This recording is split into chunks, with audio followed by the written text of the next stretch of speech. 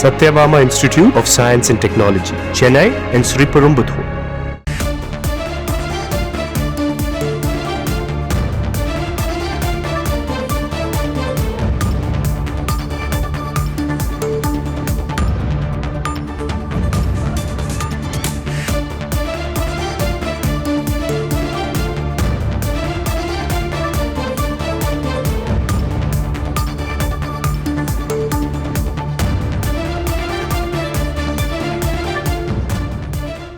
தமிழகத்தில் 4 மாவட்டங்களுக்கு இன்று மிக கனமழைக்கான வாய்ப்பிருப்பதாக வானிலை ஆய்வு மையம் தகவல் வெளியிட்டிருக்கிறது.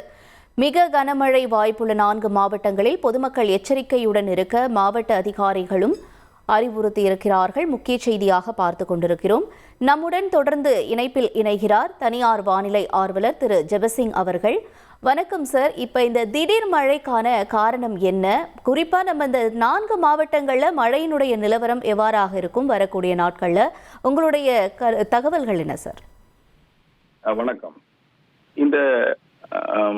இந்த நிலைக்கு காரணம் என்ன அப்படின்னா, கடல்ல இருக்கக்கூடிய வெப்பநிலை அதிகரித்து காணப்படுகிறது ஒன்று. இன்னொரு காரணம், இலங்கைக்கு தெற்கே சுமார் 1000 கிலோமீட்டர் தொலைவிலே ஒரு காற்றழுத்த சுழற்சி மற்றும் கிட்டத்தட்ட ஒரு சைக்ளோன் அந்த இடத்துல நிலவி வருகிறது கடல் பகுதியில. அது இல்லாம மேற்கு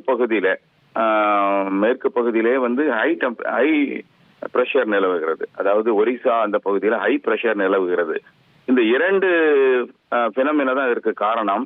இதன் காரணமாக இலங்கைக்கு மேல கிட்டத்தட்ட ஆல்மோஸ்ட் தென்கிழக்கு வங்கக்கடல், இந்திய பெருங்கடல், தென்மேற்கு வங்கக்கடல், இந்த பகுதிகளில ஒரு பரந்த பகுதியில ஒரு மேலடுக்கு சுழற்சி நிலவுகிறது. அதாவது கடல் மட்டத்திற்கு 1.5 கிலோமீட்டருக்கு மேல் பகுதியில ஒரு மிகப்பெரிய மேலடுக்கு சுழற்சி நிலவுகிறது.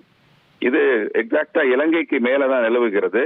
இது வந்து அதிகமான மேகக்கூட்டங்களை உற்பத்தி செய்து வருகிறது. ரொம்ப ஜெனரேட் பண்ணுகிற அந்த ஃப்ரீக்வன்சி அதிகமாக காணப்படுகிறது. அதாவது வடகிழக்கு திசையில் இந்த மேகக்கூட்டங்கள் உற்பத்தி செய்யப்படுகிறது. இதனால என்னன்னா, கிட்டத்தட்ட தமிழகம், ஆந்திரா, கர்நாடகா, கேரளா எல்லா பகுதிகளிலுமே இந்த மேகக்கூட்டங்கள் ஜெனரேட் ஆகிறதுனால எல்லா பகுதியிலுமே பரவலாக மழை பெய்ய வாய்ப்பு இருக்கிறது.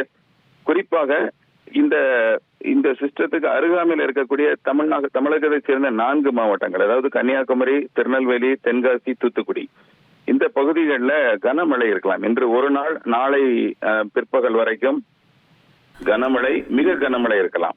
ஒரு சில இடங்களிலே மிக கனமழை இருக்கலாம்.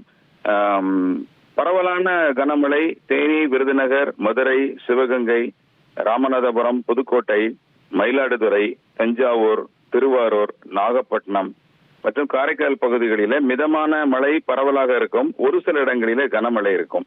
இதுல குறிப்பான விஷயம் என்னன்னா, தென் தமிழகம், மன்னார் வளைகுடா, குமரிக்கடல் எல்லாமே, வட தமிழகம் எல்லா இடத்துலயுமே காற்றின் வேகம் அதிகரித்து காணப்படும்.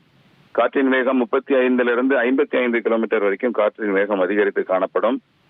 தென் தமிழகம், வட தமிழகத்திலுமே புதுவை, காரைக்கால், சென்னை பகுதியிலே கூட இதனுடைய தாக்கத்தை உணர முடியும். மிதமான மழை ஆங்காங்கே இருக்கக்கூடும். ஒட்டுமொத்தமா இதனுடைய பினோமினா இந்த 2 நாட்களும், இன்றைக்கும் நாளைக்கும் தென் தமிழகம் முழுவதுமே மேகக்கூட்டங்களாலே நிறைந்து காணப்படும். அதனால பரவலாக எல்லா இடத்திலுமே மழை பெய்ய வாய்ப்பு இருக்கிறது. கேரளா, கர்நாடகா, ஆந்திரா பகுதிகள், தமிழகம் எல்லா பகுதியிலுமே மிதமான மழை இருக்கும். இந்த மழை நாளைக்கு பிற்பகலுக்கு பின்பதாக சற்று குறையக்கூடும்.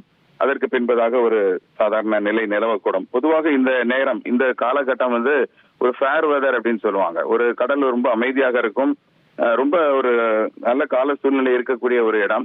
ஆனா நமக்கு கடல் பகுதியில நிலவக்கூடிய அதிகபட்ச வெப்பநிலையும் மற்றும் மேல் பகுதியிலே, அதாவது நிலப்பகுதியிலே ஒரிசா மற்றும் பகுதியிலே நிலவக்கூடிய உயர் அழுத்தமும் இதற்கு காரணம். இதன் காரணமாக இந்த 2 நாட்களும் மழை எதிர்பார்க்கலாம். நன்றி திரு ஜெபசிங் சார், இணைப்பில் இணைந்து உங்களுடைய தகவல்களை பகிர்ந்து கொண்டமைக்கு.